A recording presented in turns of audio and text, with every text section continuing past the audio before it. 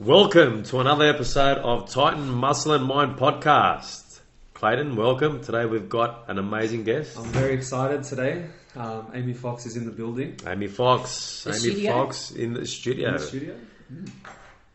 Pro physique IFBB athlete. Yep. First one in Australia. First Australia? Mm-hmm. First one. Cert 3-4 lecturer. Also teaches a lot of our team at Titan Fitness and has qualified them to be a personal trainer. Yeah. And still mentors them. What was the final one? A Gen Tech athlete. Yes.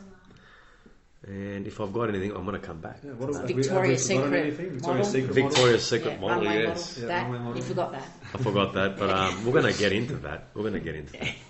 Look, first I want to start off by saying thank you for joining us today. Thanks for having me.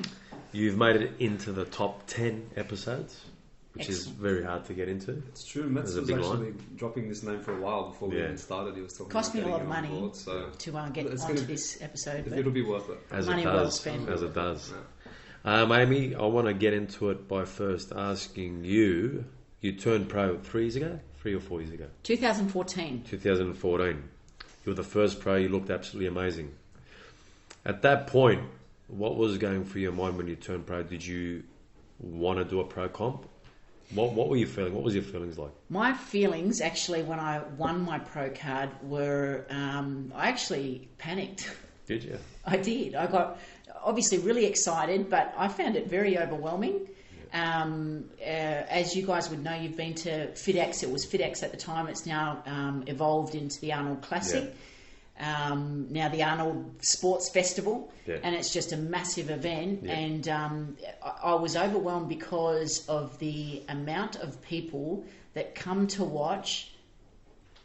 Technically, nobody's like me.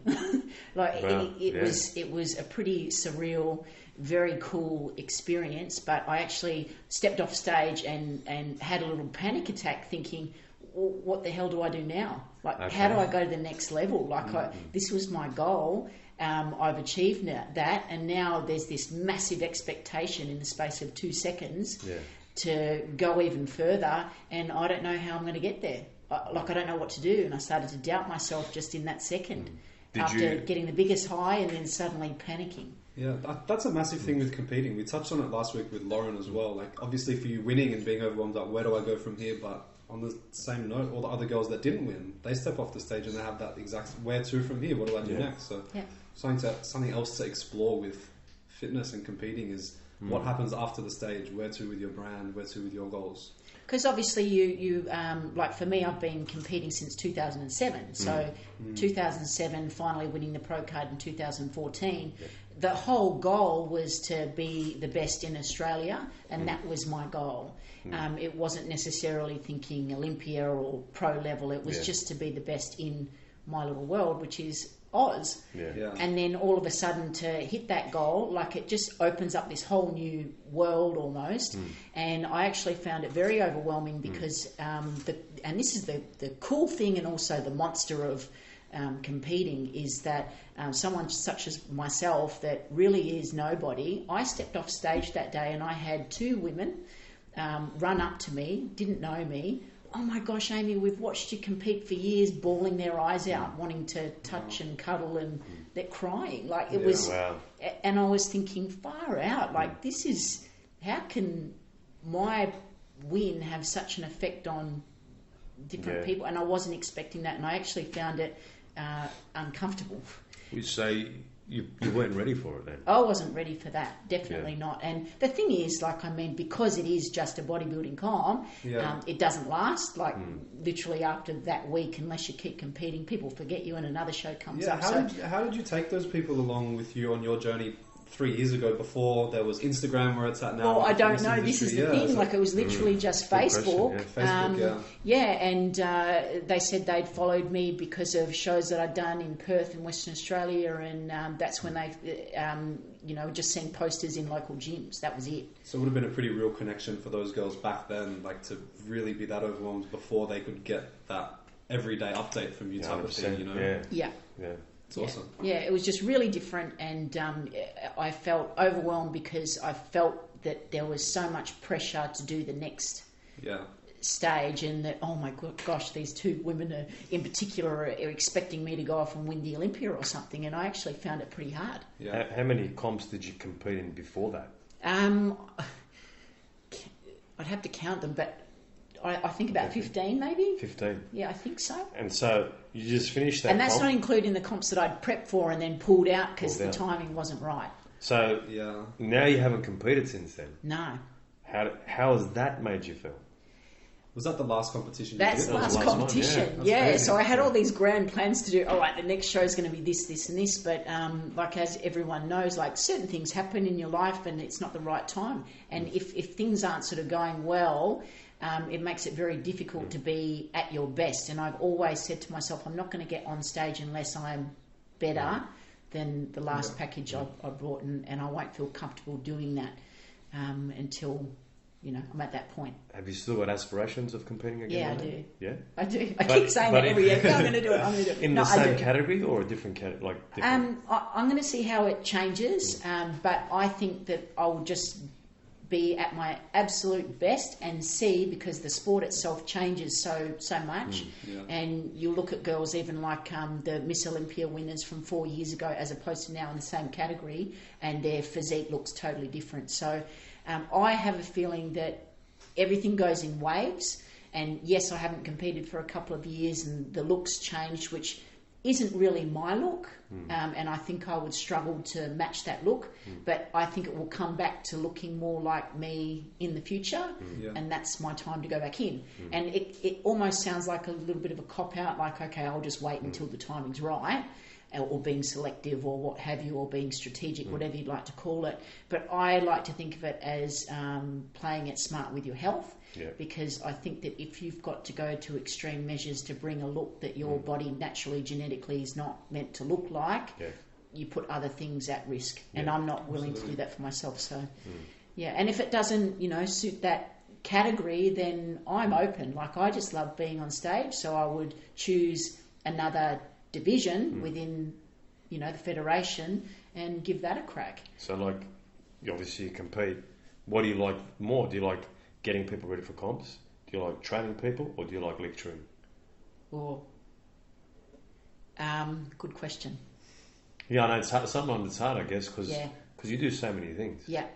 And Yeah. sometimes it's, do you think keeping yourself busy has sort of taken your mind off competing? Yeah, definitely. Yeah. And that's one reason that has allowed me to feel comfortable about not competing, is that as long as I'm progressing with something, whether it be my own education or educating others or working on my physique or prepping clients, if I can have progression at some level, I'm happy and I'm content within myself. So if I'm prepping people and they're pulling out, or I'm not doing my job properly, then I'll soon get the shits with that and Yeah. go off in another direction. Yeah. But if I feel like I'm making traction and doing really well at it, that in itself feeds you to keep going. Yeah. Yeah. So course. yeah. Yeah. And you're going to say Yeah, something? you said you did 15 different shows before you became pro. Like, just for the people listening, like, prepping 15 different times and not getting to that level it's years, and it's hard work and it's dedication. It must have taken a toll on you. But did you believe the whole way through that you were always going to get to that goal? Well, I never really focused on the pro card as the goal. That was only Yeah. in the latter stages, because in the beginning, when I first started competing, I didn't even think that I would even place top 3. Like, Yeah. I wasn't going into the show to Yeah. win it. I just Yeah. wanted to be on stage that badly, because Yeah. I'd seen pictures in Oxygen magazine. Like, when I was 15, I used to buy it, and pictures of Monica Brand, like the famous Yeah. fitness icon. She's still competing now, and she's Yeah. mid-40s. Yeah. And, I was looking at her thinking, I would love to look like that, although that's never going to happen. But then you do one show and you think, I didn't think I could look like this. And Yeah. each show, as I said, with the whole progression thing, you progress, so you're happy. But you get to a point where you might be, beating most of the girls are coming first, and then you start thinking about the pro card. Well, if I can beat these girls, maybe I can think about the pro card now. Whereas when I first started, it was so far out of reach. Do you think obviously competing and then doing your pro comp, getting your pro card? How has that space there, those last 3 years, how has that changed for you and the person that you've become now? I think I'm less nervy. Like I don't run on so much nervous energy. That's the biggest thing for me. Like I've sort of found my feet become a lot calmer and a lot more focused, and I don't beat myself up on things that I don't do. Like you always have a whole bunch of opportunities, and a lot of opportunities get missed, obviously. Yeah.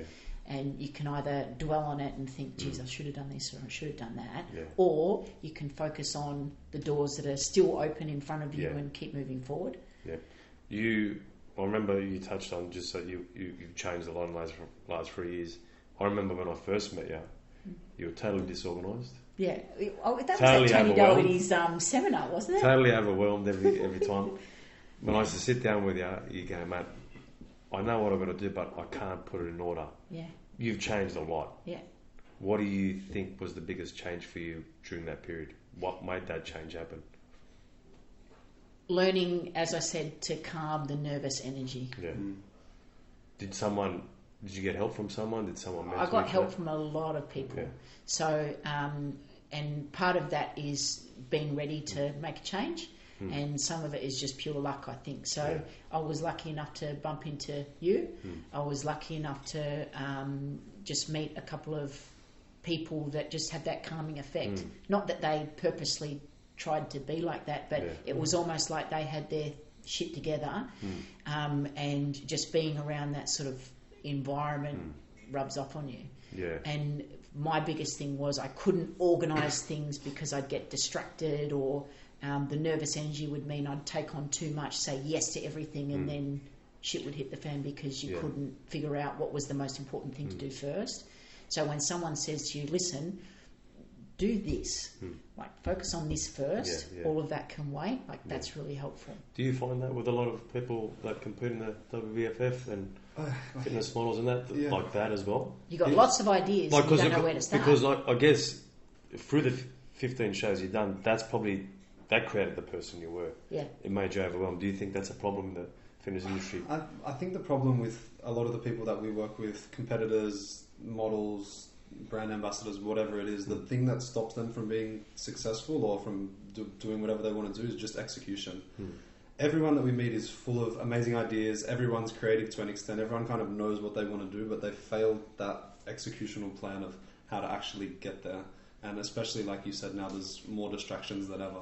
With online, there's more brands looking for sponsorships, there's travel opportunities, there's relationships, there's all these things that get in the way that stop people from executing. And the people that are most successful that we work with are the people that really prioritize what they want to do and they go about it and do it. Yeah. And Which is everything a else skill, secondary, yeah. which is something that you have to learn, and you Yeah. learn from It resourcing, takes from meeting other practice. people, Yeah.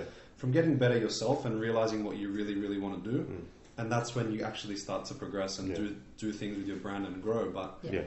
for us, or for me now, it's so different to 3 years ago when you won your pro status. We deal with IFBB pros, WBF pros. There's more federations, there's more competitions, there's more pros than ever. But how did you market yourself back then? Obviously, you're at the pinnacle in Australia.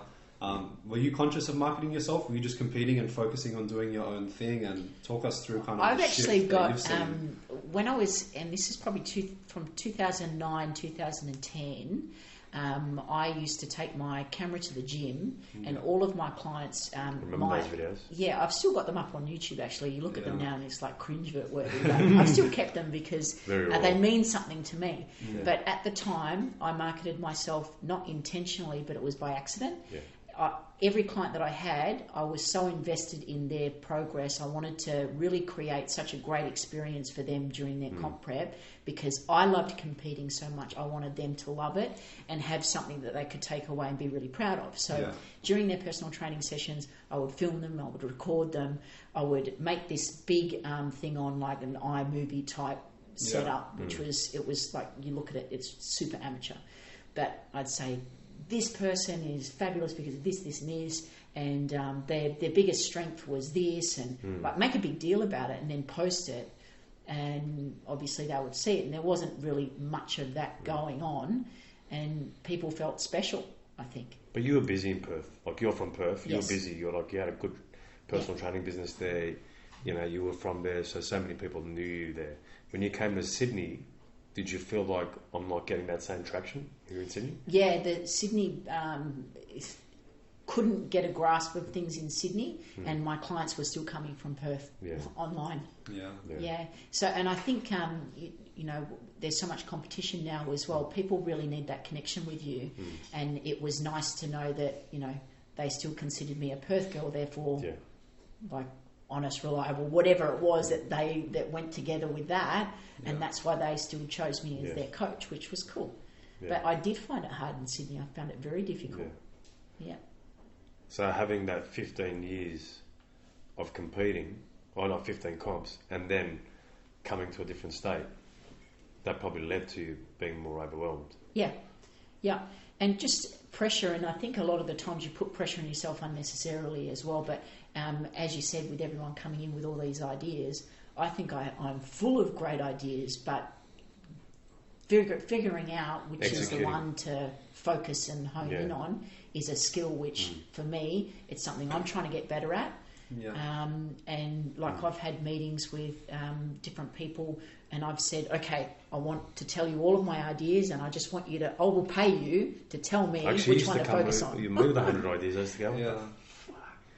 That's not something that we talk Not in about a bad all the way, time, but that was that period. Your head That would period, explode. as soon as you turned pro, and then that little period you had, and it was like all these ideas. I said, how are you going to execute those? Yeah, and the But hardest thing is because you put this pressure on yourself thinking that you've got to get everything done quickly, otherwise you're going to miss the boat. Ask yourself, probably 90% of the people that we come into contact with say, how have you been? Everyone's answer, I've been busy, man, really busy, so busy all the time, but how much are you really executing? You know? Of those things, how much are you getting done? Like you got a good busy and a bad busy. Yeah. True. Yeah, something that I've learned very recently is that Productive busy. it's or easy just, to be busy, useless. but it's hard to really progress the right things that need to be pushed forward. Yeah.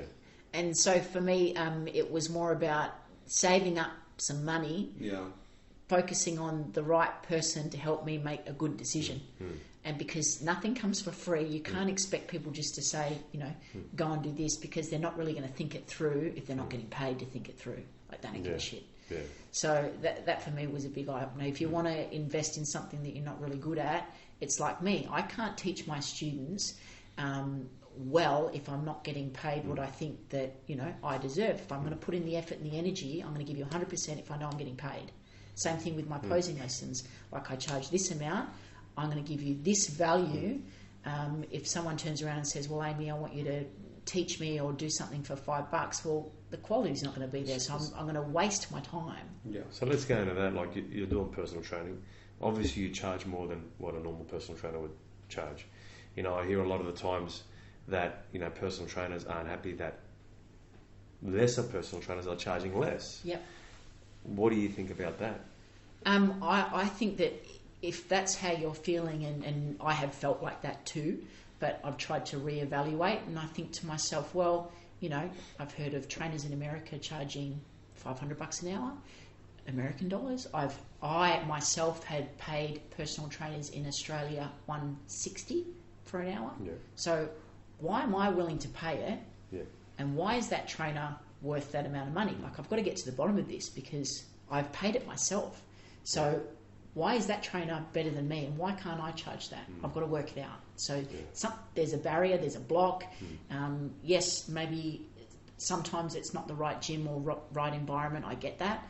But sometimes, more often than not, the problem lies with you. The individual. You're missing a skill. You need to figure out what it is so that you can charge what you want to be charging and be busy. What do you think about the state of personal training? Like, people that finish the Cert 3 and 4, how qualified do you think they are to help people? I think they're perfectly qualified to help people, because most people just need a little bit of help, and they're more than qualified to give a little bit of help. If it comes to bodybuilding or comp prep, then no, I don't think so. I think you actually have to do it for yourself and go through all those stages and study more and learn more about all these other things. But in terms of just helping people move more, Cert 3 and Cert 4 is perfect, because that's what they've studied for. And do you think that it's very important to keep retraining yourself to stay relevant in the industry? Yes. And why? For me, nothing ignites my passion for helping people more than going and studying a little bit more and going to listen to other people who are more successful than me. one thing that I find with personal training is that there's one formula for fat loss. There's one formula for strength training. There's one formula for hypertrophy training. It doesn't change. If you want to get stronger, you do this, this, and this, you will get stronger. If you want to lose fat, you do this, this, and this, and you will lose fat. However, people don't fit the mold. Someone comes in, they want fat loss, but they've got a sore knee. Well, then what do you do? And if you don't know all the zigzags to get from point A to point B, you don't get that with Cert 3, Cert 4 fitness. You get that with ongoing education. But the formula's the same. That's science. That doesn't change. It doesn't change. What do you think? Like, obviously, with the career you had, obviously you've had a few injuries. Do you feel like it's important for personal trainers to understand how to help rehab and also prehab?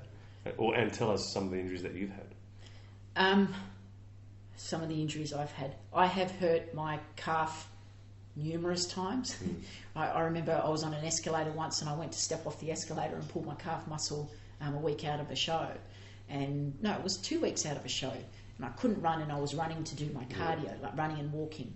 So I ended up being on the bike, and someone had told me that the bike wasn't as effective as running. You know how someone says, like, cross trainer is better than this, and the rower is better than that at fat loss, blah, blah. Well, it doesn't matter. It's just the intensity, really. But that's what I had to retrain my thinking, because it starts to play on your mind. And, you know, you've already invested 10 weeks of prep, and then suddenly the last 2 weeks you've got an injury. Well, are you going to let it stop you, or are you going to try and find a way around it? Sometimes it will stop you, granted, but you know, the more knowledge you've got, the more support you've got, generally you can find a solution. So I ended up getting up on stage, and the good thing about the calf injury was that at the time I was in the figure division, and you wear high heels. So by putting on a heeled shoe, it kept my calf muscle tight, so it wouldn't lengthen, so I could walk normally. And I was like, oh yes, I didn't know this. This is great. Wow. So it's next time I've got a calf injury, I'm going high. You swear high heels. It doesn't help when you. I need a bit of height anyway. Wasn't that funny, Jules? But and I think bodybuilding for me has prevented me from getting certain injuries, but it's also put me at risk of other injuries. So I've done bodybuilding training, and my style is really slow, really strict form.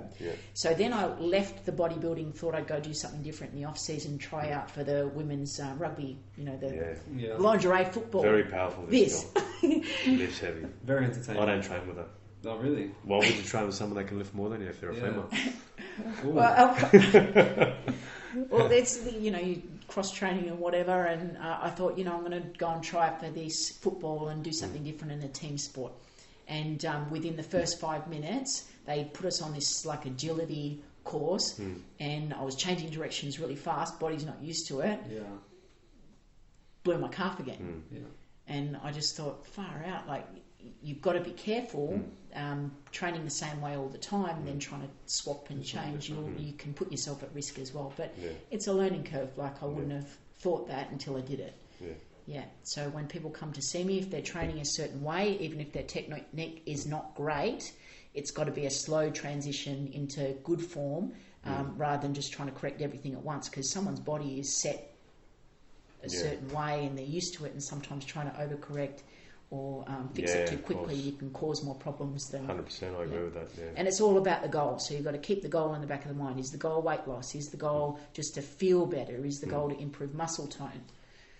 What do you think about these people out there that say they're gurus, you know, of you know, transformations or bodybuilding? Like, do you think there is such a thing, or is it as simple as, you know, you do this for fat loss, you do this for muscle gain, you do this for contest prep?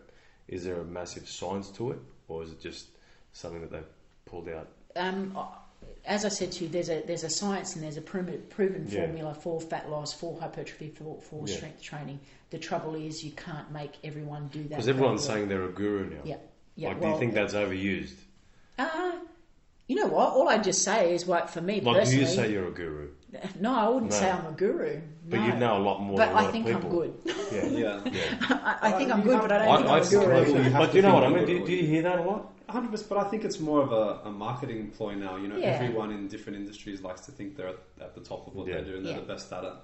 But do you feel that different coaches can get a client to this peak form of whatever they're doing, or do you feel that it's a certain type of coach required for a certain person to get the best out of them? Both. I think a lot of it has to do less with the training formula, but it's more about how you communicate and how you what's the word I'm looking for? How you connect with your client. Yeah. Because if you can connect on the right level, then whatever you do... Do you feel that can be done completely online, or do you feel... Yes. It can, yeah? It can be, yeah. Yeah, well, yeah. Okay. But, again, it has to be my style of communication via online. Yes. Yeah, and sometimes my style gets lost on clients as well, and I get that. Yeah, so I've had clients online that haven't worked because I haven't been able to get that connection for whatever reason, and then I've had others that are just messaging me, "Oh, this is the best thing! I can't believe it! Like this is better than face to face." And I'm thinking, "Well, that's cool because so and so didn't think so." So it's just about that case by case. Yeah, definitely. Yeah, and in terms of the guru stuff as well, for me. Someone can say they're a guru. If I can't see the proof, then I don't believe it. So you can follow whoever you like on social media. Anyone can call each other whatever they want until you see results. Yeah, I respect that. How have you kind of embraced social media on your own journey, kind of being so deep in the industry before social was as ingrained with fitness as it is now? How have you seen that transformation? How have you used these platforms to your advantage? And negatively as well, have you seen these platforms be utilized the wrong way in social? We see a lot now, for example, of everyone wants to be an online coach. Everyone's offering a different type of service, trying to market to the same pool of people. You're right. That is done. Like it's a dime a dozen. Like everyone's a self-help coach online. I think it's a little bit of an opportunity. I think I'm pretty crappy on social media. I could be a lot better. I know that. But I also think that the more people that do online coaching, the more opportunity I have to pick up the clients that they mess up. Because if someone's bought online coaching, like one of two things can happen. They're totally put off, or they just think, okay, that person's shit, I've got to find someone better. And they're already in my sites because I know that they're after online stuff, which is perfect. Yeah. And I know, like, you've mentored so many people, like, and they rave about you. So, your stuff's really good. And when people haven't got the service they didn't get from their coaches, you pretty much pick up the puzzle or the mess of where they were left at. That's what I love. How often does that happen? Yeah. Does that happen often? I wouldn't say heaps, but there are obviously you come across people with competing in particular or weight loss, and they've tried so many different things that hasn't worked for one reason or another, and it's quite a challenge to try and figure out why it didn't work and make it work. Yeah, that's a rewarding feeling as well, though, right? Yeah, kind of converting someone that didn't have as much faith in something. Yeah, and this is why I started coaching like back in Perth as well. I wanted people to experience competition how I experienced it, which was a really nice experience. I found it really sad when girls would say competing was the worst thing I ever did. It stuffed my body, it stuffed me mentally, it wrecked my relationship, blah blah. I just think, how sad is that? Yeah. Like, I loved it. Actually, you hear it a lot. Like from a female's perspective, the hormonal changes, they put on a lot of weight. Yeah. How often does something like that happen, and what does it do to the individual as well? Everyone's different. So for me, I've done that whole let's binge eat after a show and let's put on 10 kilos within a week. Like, I've done all of that. And some people, I don't think, mentally for whatever reason, that really messes them up. They feel pretty horrible. Whereas me, because I've done the education side of things, and I know that there's a fat loss formula, strength, I keep saying it, hypertrophy formula. For me, I ate more calories, I didn't exercise, I put on 10 kilos in a week, therefore the formula is the fat loss, so all I have to do is go and do the fat loss and I'll lose it. And it's going to take longer because I put on weight so quickly. So because you've got the formula, it's a very empowering thing. So I don't beat myself up about getting fat because I know that you know how to fix it. This, you know exactly what you've got to do. Yeah, but it's like, if the chair breaks and you know how to fix it, you're not going to cry about it. I don't know how to fix it. Neither do I. It is, yeah. I know. Or maybe you would cry. I've just learned how to put a light bulb in. But if you've got the formula, in every industry, there is formulas like that work. You know, something that we have been wrestling with lately is that if you keep doing the same thing, you know, the outcome's not going to change. No. It's the definition of insanity. If you want change, something needs to change. If yeah. you're behaving a certain way and putting on weight, you need to change something if you want the outcome to change. Yeah. And one of my biggest things that, and my dad and my mum have always said to me, don't blame anyone else. So for me, like after finishing a comp, putting on weight really quickly, I'm not going to say, well, my coach had me in such a calorie deficit that I binge ate afterwards. It's his fault. You can't say that. You've got to take ownership and responsibility. I put on weight because of this, this, and this. It doesn't matter what your coach told you to do. Yeah. If that makes sense. 100%. Yeah, but like, you know, like you're going for a contest prep. How important is it for the coach? Because, mate, you see so much mental breakdowns. Yeah. For the prep. How important is it for the coach to keep them on track mentally? Like, how big a part does that play? I think that's the biggest part. So I've got a girl at the moment, and it's her first time competing, and she said to me, there was a whole bunch of questions actually, and they're really common questions, so I'm not trying to make out like she doesn't know what she's talking about, because this is what she's paying me for, to help her through this stuff. She said, I want to compete, I've got 12 weeks, this is where I'm at now. And I said, okay, so I set the training plan, I set the food plan. It's been 1 week, and she wrote me a message saying, hey, listen, you know, I'm going on a holiday, I'm going to be away for 3 days. How do you suggest that I go about like my meals whilst I'm away? Is it okay if I eat at a restaurant and tell them what I want? And so for me, I always try and take it back to, I'm not going to tell her what to do, and especially when it comes to nutrition, because I'm not qualified, I'm not a qualified dietitian, so you have to be very careful. But all I can do is give her all the facts and let her make up her mind. Okay. So I say, listen, if you want to get in contest shape, and you eat out at a restaurant, and I've done this as well, like you go to a restaurant in comp prep and you say, listen, can I have the fish, and can you make sure there's nothing on it? And they'll give you the fish and there's nothing on it, but instead of 100 grams, it might be 150 grams. So the extra 150 grams, and this is how I talk to my clients, just say they gave you 150 grams. You don't really know the difference because your scales aren't there. You eat it. The extra 50 grams of fish gives you this much calories. She then said as well, I haven't been doing the extra 10 minutes of cardio. She's meant to be doing half an hour a day. She's only doing 20 because she's got work and she has to get up at 4 a.m, blah, blah. And I said, okay, that's cool. So what you've told me this week is that, you know, your meal prepping might be off. Let's just suggest that it's 50 calories over or whatever, because you've overeaten the portion sizes, plus you've missed 10 minutes of sled training, so that's just say 100 calories, and I just add it all up and I say, this is what it's going to look like for a day, and if you did this for the 3 days you're away, this is how many calories that you are not in a deficit for. Times that by 12 weeks, you know, builds up. Yeah, and 1 kilo, to burn 1 kilo of body fat, 7,700 calories. Okay, so you've been eating an extra 200 calories every day, that, or, you know, extra, Missing not out on eating, those calories, but not burning, Not and burning. then eating a tiny bit more. All of that adds up. So she said, but isn't it a matter of macros? What if I just hit my macros for the day? Is that okay? And I said, if you want weight loss, then hitting your macros per day is perfectly acceptable. But we're not in the business of weight loss. We're in the business of bodybuilding. This is different.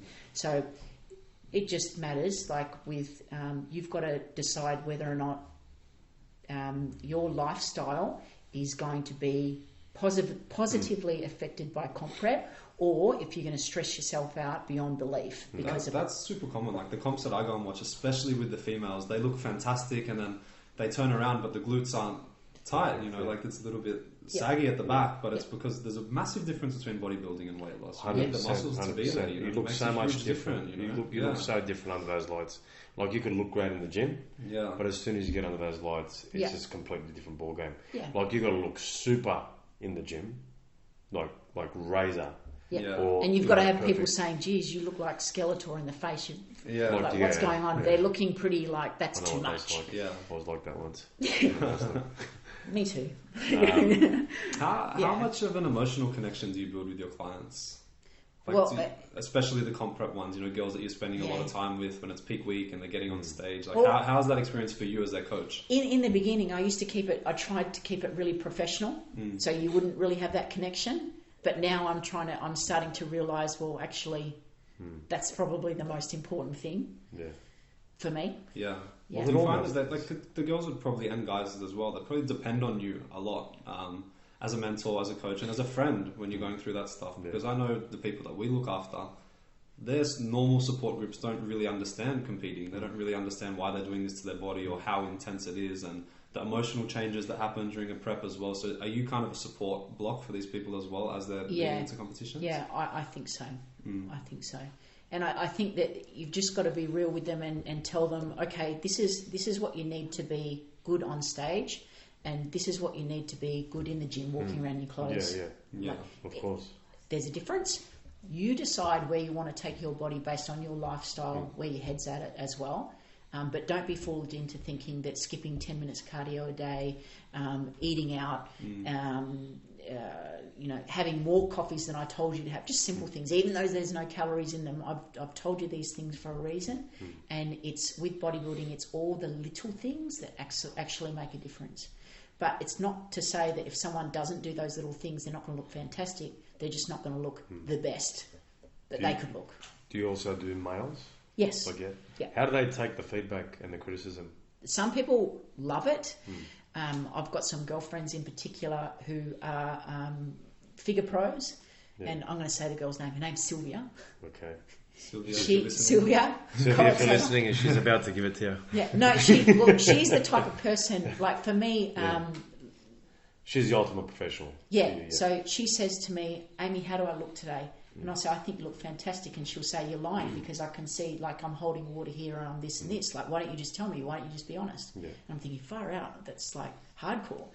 Whereas if someone said that to me, oh, you're holding a bit of water here and here, I think I'd cry. Yeah. Like, I need a different approach. But I think you've got to get to know your client, get to know how they respond to criticism.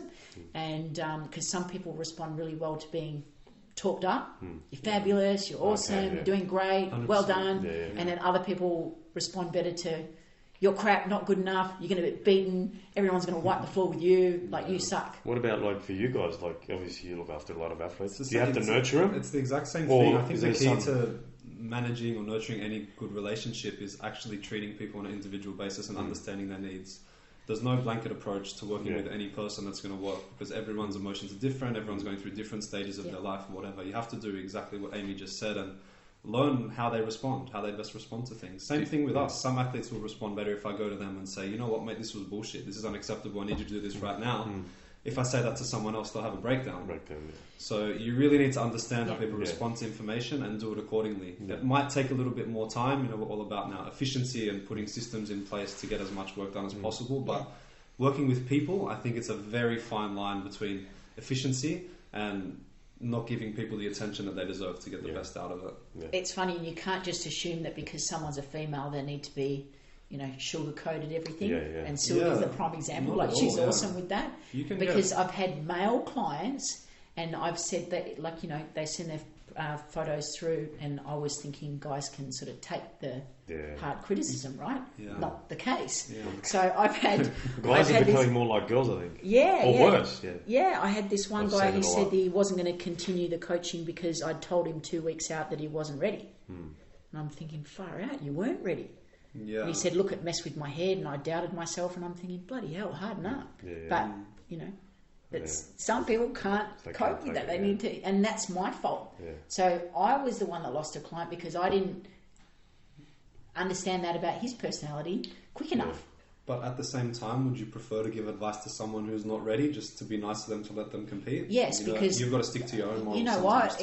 That's a funny question, actually, because sometimes I think that it's more important that someone just has a nice experience on stage. Not everyone's about exactly. winning. That's important too. So I think if the person was, they said to me, look, I want my pro card desperately. I've spent all this money. I've tried numerous times. I can't get it. Then I would tell them straight. But if it's just someone that's doing it as a hobby, that of course they'd like to win. But sometimes that's it's the more same. It's important understanding to their build them needs, up.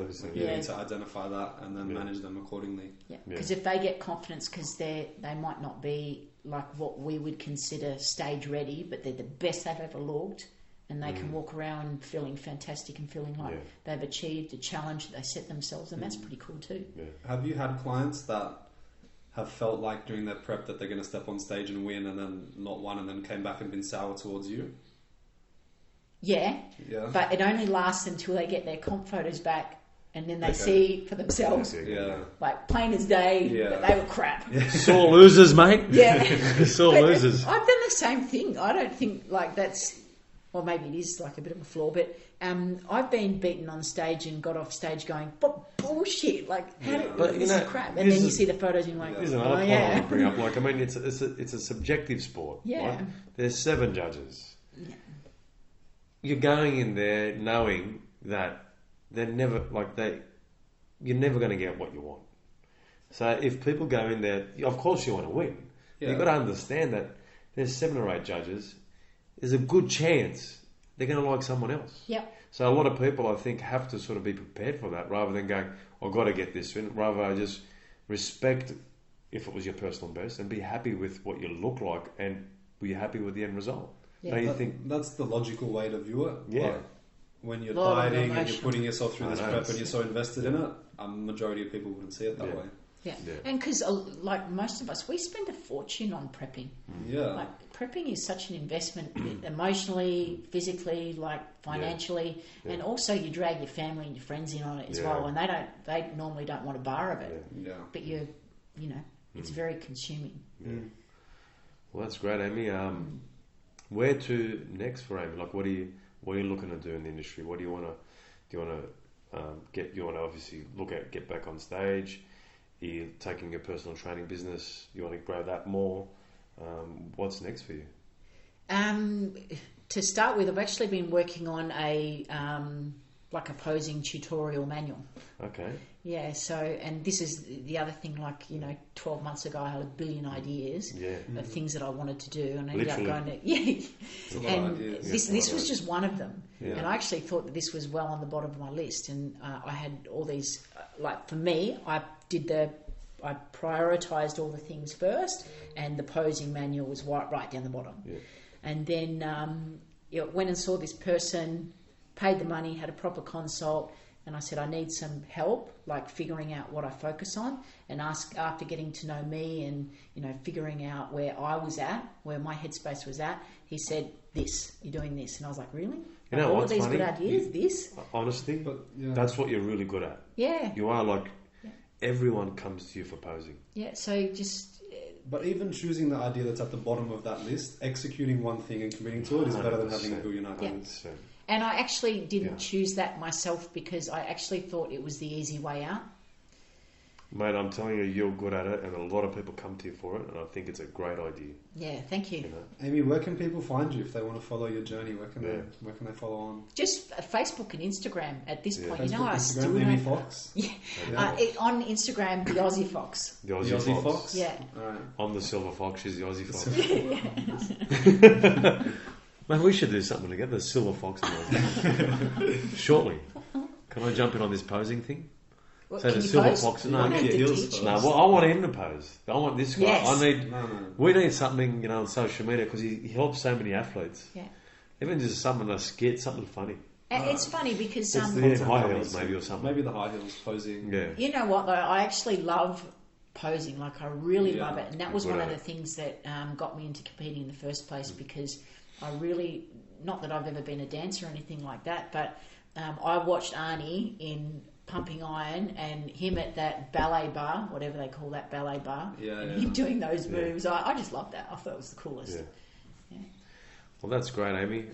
So people can find you on Facebook, the Aussie Fox, and looking forward to this next chapter with these tutorials. Yeah, me too. Keep us posted. Yeah, let's see. We'll Yeah. definitely get our hands on one of those posing Yeah. manuals and try it out for the audience. 100%. I think we've got to do it. I think your guys will be so happy to see up there. I know my team will be happy to see me in high heels, so I'm definitely looking forward to that.